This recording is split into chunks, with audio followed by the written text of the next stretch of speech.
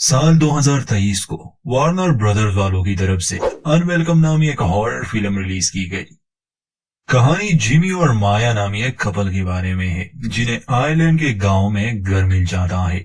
घर के पास ही एक जंगल था और जंगल में एक रहस्य छुपा था। तो देखते हैं कि इन लोगों की जिंदगी पर क्या असर पड़ता है। फिल्म की शुरुआत होती है लंदन शहर से, जहां हम एक छोटे से अपार्टमेंट में रहने वाले कपल को देखते हैं, यानी जिमी और उसकी पत्नी माया। दोनों एक दूसरे से प्यार करते थे और खुश रहते थे। आज की रात माया अपना प्रेगनेंसी टेस्ट करती है और पता चलता है कि वो प्रेग्नेंट है। वो इस बात से बहुत खुश थी और वो अपने पति जिमी को भी ये खुशखबरी सुनाती है। जिमी खुद भी पिता बनना चाहता था, तो ये खबर सुनते ही वो खुशी से झूम उठा। दोनों सेलिब्रेट करने का सोचते हैं। घर में शैंपेन की बोतल नहीं थी, इसलिए जिमी नीचे के मार्केट में शैंपेन लेने गया। जिमी का सामना यहाँ के कुछ लोकल गुंडों से होता है, जिन्हें वो नजरअंदाज करके स्टोर के अंदर चला गया। अपना सामान लिए जब वो बाहर निकला, वो गुंडे अब भी वहां थे। वो जिमी को परेशान करने लगे। जिमी अब भी उनके मुंह नहीं लगना चाहता था, इसलिए वहां से जाने लगा। वो बार बार जिमी को परेशान कर रहे थे। गुस्से में आकर जिमी उन्हें गाली देकर चला जाता है। इस पर ये गुंडे भड़क गए और घर तक इसका पीछा करते रहे। फिर इसे मारने और पीटने लगे। जिमी की एक समस्या थी कि उसे गुस्सा तो आता था, मगर वो लड़ता नहीं था। माया जब ये शोर सुनती है, खुद को जल्दी से बाथरूम में लॉक कर देती है। उसके पास फोन था, इसलिए वो पुलिस को कॉल मिलाती है, मगर तब तक उन लोगों ने माया को पकड़ लिया था। वो उससे ज्यादती करने वाले थे। जिमी को उन्होंने काफी मारा पीटा था। उनमें से एक ने जिमी के गर्दन पर चाकू रखा था, इसलिए वो माया को बचाने के लिए कुछ नहीं कर पा रहा था। माया भी कोशिश करती है अपने बचाव में लड़ने की। खुशकिस्मती से पुलिस समय पर पहुंच गई, इसलिए वो गुंडे वहां से भाग जाते हैं। ये दोनों काफी घबरा गए थे। इसके कुछ दिन बाद इन्हें खबर मिली, जिमी की आंट आइलैंड के गांव में रहती थी। अब उसकी मौत हो चुकी थी। मरने से पहले उसने अपनी जायदाद जिमी के नाम कर दी थी, क्योंकि उसके परिवार में और कोई बचा नहीं था। खैर, जिमी को उनके मौत का दुख कम और घर मिलने की खुशी ज्यादा थी। दोनों ने ही फैसला कर लिया था कि वो शहर छोड़कर गांव में रहने चले जाएंगे। उस हादसे के बाद माया के दिल में एक डर सा बैठ गया था, तो वो शहर को छोड़ना चाहते थे। 8 महीने बाद हम इन दोनों को अपने गाड़ी में देखते हैं, जो कि उस गांव की तरफ आ रहे थे। सबसे पहले इनकी मुलाकात होती है हैना से, जो कि जिमी की आंट, जिसका नाम मैप था, उसकी दोस्त रह चुकी थी। तो हैना इन दोनों को घर दिखाती है और यहाँ इस गांव के बारे में काफी कुछ बता भी देती है। जाते जाते उसने बड़ी अजीब सी बात कही। वो इन दोनों को जंगल की सीमा पर ले जाती है, जहाँ दीवार थी, एक दरवाजा था और छोटी सी जगह। जिमी कहता है कि मुझे याद है जब मैं छोटा था तो आंट में मुझे यहाँ आने नहीं देती थी। हैना माया से कहती है कि देखो, जब मैं जिंदा थी तो हर दिन उसकी एक ड्यूटी हुआ करती थी। हर सुबह वो यहाँ ऑफरिंग रखती थी, जिसमें लीवर के कुछ टुकड़े होते। ये उन चीजों के लिए होता जो जंगल में रहते थे। उनकी एक अलग दुनिया है और वो हमें नुकसान ना पहुंचाए, इसलिए एक रस्म की तरह हर सुबह तुम्हें ये करना होगा। पर मैं समझती हूँ कि तुम्हारे लिए ये सारी बातें अजीब होगी और तुम्हें इस पर विश्वास भी नहीं। तो अगर तुम लोग इजाजत दो तो मैं हर सुबह आकर ये काम कर सकती हूँ, आपको परेशान नहीं करूंगी। ये बातें सुनकर जिमी और माया को काफी अजीब लगता है कि हैना जैसी औरत ख्याली बातें कर रही है, मगर उसका दिल रखने के लिए माया कहती है कि नहीं, ये घर हमें मिला है और अगर इसके लिए इतनी ही कीमत चुकानी पड़ेगी तो मैं ये करने को तैयार हूँ, वादा करती हूँ। जिमी पूछता है कि जंगल में कौन रहता है? कोई लेप्रिकॉन्स? असल में ये एक आयरिश फोकलॉर है। जिमी इस बात को मजाक में ले रहा था, मगर हैना कहती है कि नहीं, लेप्रिकॉन्स नहीं, वो कुछ और है, छोटे लोग जिन्हें फार डेरिक कहा जाता है। हैना उनका ज्यादा समय नहीं लेती और ये कहकर चली गई कि आप दोनों हमारे पब में जरूर आना, वहाँ आपके लिए कुछ खास है। हैना के जाने के बाद दोनों पति पत्नी उसकी ख्याली कहानी का मजाक उड़ाने लगे और इसके बाद वो घर को अपने हिसाब से ठीक करने में लग गए। छत में एक बड़ा सा छेद था, इसलिए ये लोग मेंटेनेंस वालों से संपर्क करते हैं। अगले दिन ये सामान लेने इस गांव के मार्केट में गए। वापस आते समय जिमी माया को एक जगह दिखाने वाला था, मगर एक कुत्ता दोनों को डरा देता है। खैर, हैना के कहने पर ये उनके पब में चले जाते हैं।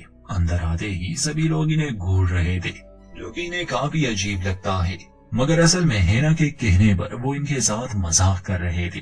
ये जानकर कि ये एक फ्रैंक था, ये काफी हंसते हैं। गांव के ज्यादातर लोग बहुत अच्छे थे।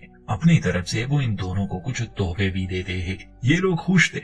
ये बताते हैं कि घर के छत में एक छेद है और उन्होंने यहाँ के कुछ लोगों को हायर किया है। वो असल में एक परिवार था, वेलन और उसके 3 बच्चे। वेलन का नाम सुनते ही एक बुजुर्ग उनके बारे में अजीब अजीब सी बातें करने लगा। जैसे वो जिमी से कहता है कि जब वो लोग तुम्हारे घर में आ जाए तो अपनी पत्नी के पास ही रहना, वरना वो लोग कुछ भी कर सकते हैं। फिर वो बदतमीजी करने लगा, इसलिए है ना उस बूढ़े को अपने पब से बाहर निकाल देती है। इस आदमी का नाम रोरी था और इसके पास एक कुत्ता भी था। बार में हैना माया से पूछती है कि क्या तुमने वो काम किया जो मैंने करने को कहा था, यानी जंगल की सीमा पर ऑपरिंग्स रखना। माया भूल गई थी।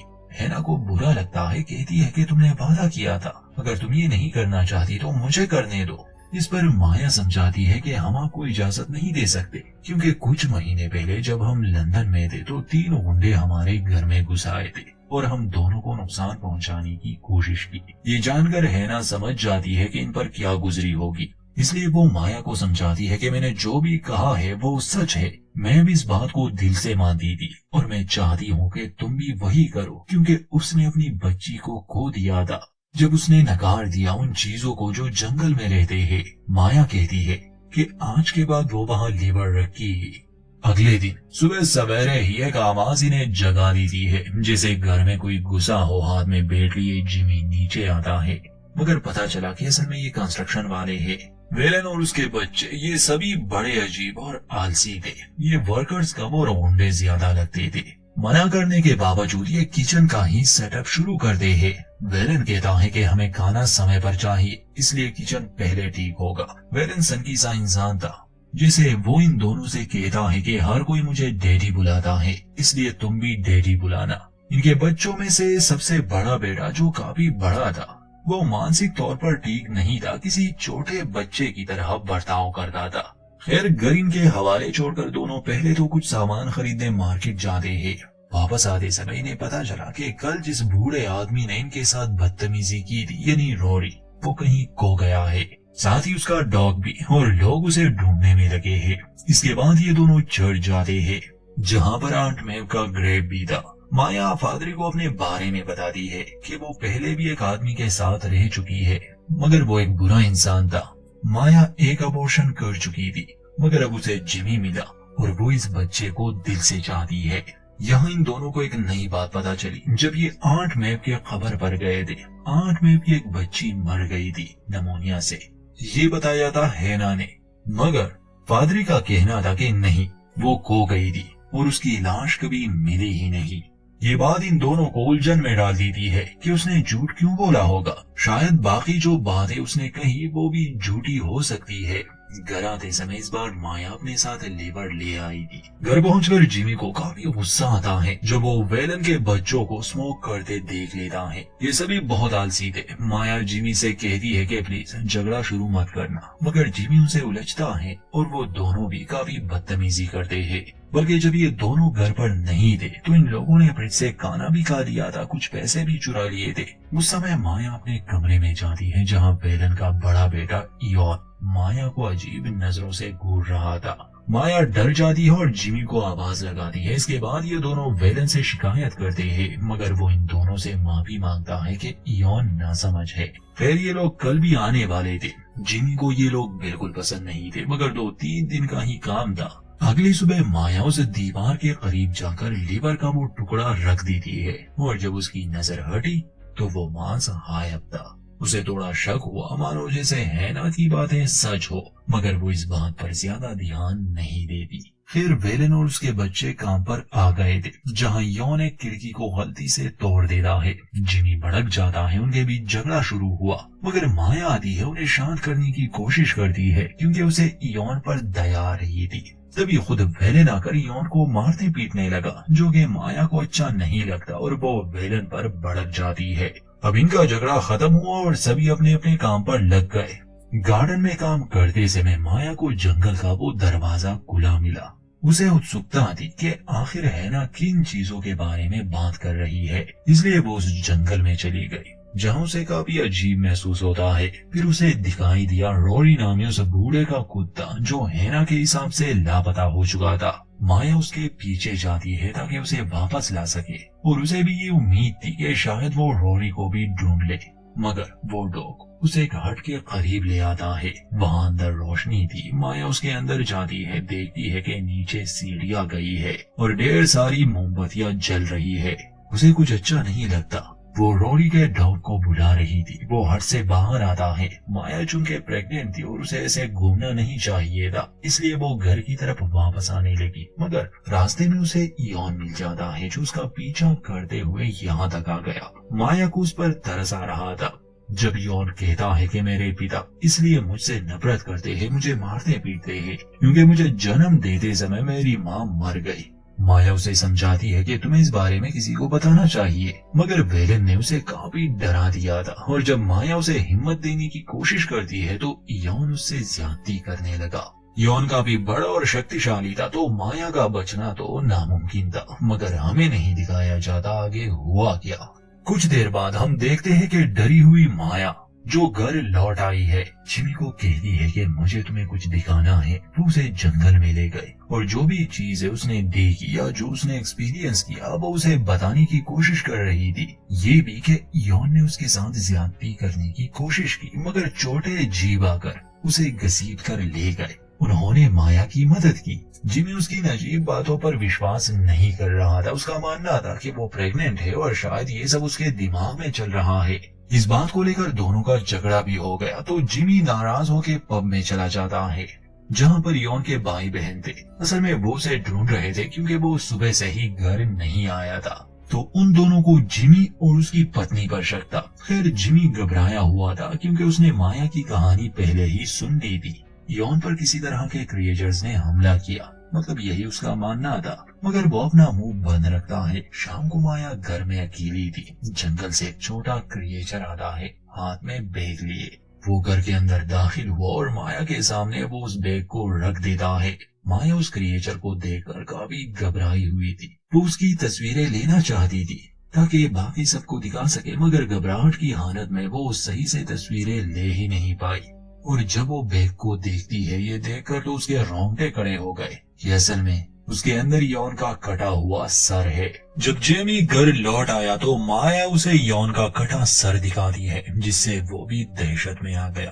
वो माया से पूछता है कि ये तुमने क्या कर दिया। माया समझाती है कि ये मैंने नहीं किया, जंगल में रहने वाले बोनो ने किया। मैंने तुम्हें समझाने की कोशिश की पर तुमने विश्वास ही नहीं किया। अब हमें पुलिस को बताना चाहिए। जिमी कहता है कि तुम पागल हो गई हो, इसके कत्ल का इल्जाम हम दोनों पर ही आएगा, इससे पहले कि ये सबूत को कहीं छुपा दे। वेलन और उसके बच्चे पहुंच जाते हैं। वो दरवाजे पर खड़े थे। वेलन जिमी से कहता है कि मैं जानता हूँ तुम लोगों ने मेरे बेटे के साथ कुछ किया है, हमें अंदर आने दो। जिमी दरवाजा नहीं खोल रहा था, वो काफी घबराया हुआ था। उन्हें जाने के लिए कहता है कि मैं पुलिस को बुलाने वाला हूँ, मगर वेलन फिर भी वहाँ से नहीं जाता। उसका बेटा छत से अंदर आने की कोशिश कर रहा था, इसलिए माया उस कटे सर को छुपाने के लिए जैसे ही खिड़की से बाहर निकालती है उसके हाथ से वो बैग गिर गया। इयोन की बहन उसे देख लेती है, अपने पिता और भाई को बुलाती है। ये देखकर वो काफी शौक में थे। वो इन दोनों को मारने का फैसला करते हैं और इनका घर भी जलाने वाले थे। माया किसी तरह छुपकर जंगल में भाग गई ताकि उन्हें क्रिएचर से मदद मांग सके। वो उस हट के सामने खड़ी मदद की गुहार लगाती है, कहती है कि मुझे जो भी देना पड़े देने को तैयार हूँ, बस हमें बचा लो। घर में वेलन और उसके बेटे ने जिमी को पकड़ लिया था। अब वो उसे कत्ल करने वाले थे, मगर तभी घर में वो बौने दाखिल होने लगे। पहले वो वेलन के बेटे को मार देते हैं, फिर बेटी को, वो भी काफी बेदर्दी से। अपने बच्चों की लाशें देखकर वेलन गुस्से से पागल हो रहा था। हाथ में बंदूक लिए वो जिमी और माया के सामने आता है। वो लोग वेलन से जान की भीख मांग रहे थे। वेलन कहता है कि मैं तुम्हें नहीं मारूंगा, तुम्हारे बच्चे को मारूंगा ताकि तुम भी वो दर्द महसूस कर सको। गोली चलाने से पहले ही वो क्रिएचर्स उस पर हमला कर देते हैं। उसे भी मार दिया जाता है। इसके कुछ देर बाद ही माया को लेबर पेन शुरू हुआ। वो एक बच्ची को जन्म देती है। ये दोनों हॉस्पिटल नहीं जा सकते थे, न ही पुलिस के पास। अगले दिन जिमी सभी सबूतों को मिटा देता है। ये खुश थे कि चलो मुसीबत टल गई, मगर अगले ही दिन जंगल से वो बौने आकर इनकी बच्ची चुरा ले जाते हैं। माया अपनी बच्ची के लिए पागल हो रही थी। वो जंगल की तरफ भागती है, उस हट में जाती है। वहाँ नीचे गुफा थी और छोटे छोटे कमरे। सामने ही एक बूढ़ी डरावनी औरत थी जिसके पैरों में माया की बच्ची पड़ी थी। यहीं पर वो छोटे शैतान रहा करते थे। वो माया को भगाने की कोशिश में लगे थे। तब माया को याद आता है कि असल में ये मेव की बेटी है। सौदे के तौर पर उसने ये क्रिएचर्स को दी। वो कुछ शब्द ही बोल पा रही थी क्योंकि उसकी पूरी जिंदगी इस गुफा में गुजरी। माया उसे अपनी बच्ची वापस मांगने के लिए विनती करती है, मगर वो उसे नहीं देने वाले थे। उससे में आकर माया उनमें से एक गॉब्लिन को मारने की धमकी देती है, बल्कि मार भी देती है। वो बूढ़ी अपने गॉब्लिन्स को आदेश देती है कि खत्म कर दो इस औरत को। ये सुनते ही माया उस बूढ़ी औरत की तरफ बढ़ती है और उसकी आंखों में अपनी उंगलियां घुसाती है, जिससे उसकी मौत हो गई। ऐसा करते ही वो सभी गॉब्लिन्स अब माया के सामने झुक जाते हैं। बच्ची को लिए वो वापस घर आई, जहाँ सभी गॉब्लिन्स उसके इर्द गिर्द नाच रहे थे और उसे माँ पुकार रहे थे। फिर माया को खून से नहलाया जाता है और घबराया हुआ जिमी ये सब देख रहा था। यहीं पर इस कहानी का अंत होता है।